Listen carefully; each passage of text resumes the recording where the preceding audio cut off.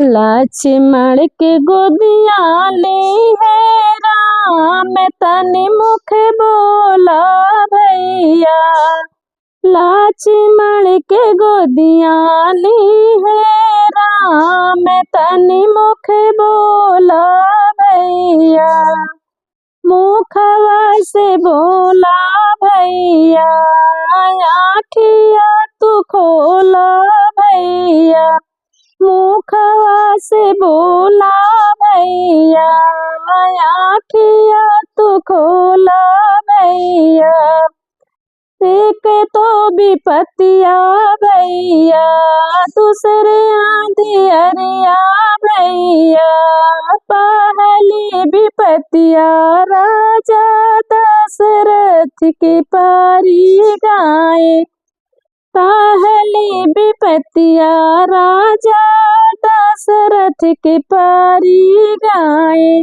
उनके ललन के बाना बास तनि मुख बोला भैया। उनके ललन के बाना बास तनि मुख बोला भैया।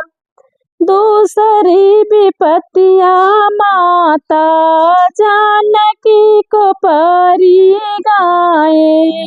दूसरी विपतिया माता जानकी को पारी गाए।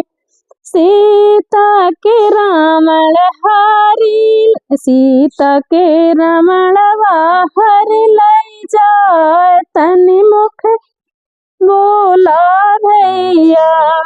सीता के रावण हर ले जाए तनि मुख बोला भैया। तीसरी विपतिया बाबू लक्ष्मण के पारी गाए। तीसरी विपतिया बाबू लक्ष्मण के पारी गाए। लक्ष्मण के लागे शक्ति बाण तनि मुख बोला भैया। लक्ष्मण के लागे शक्ति बाण तनि मुख बोला भैया। कामने अलंगिया लागल बाण तनि मुख बोला भैया।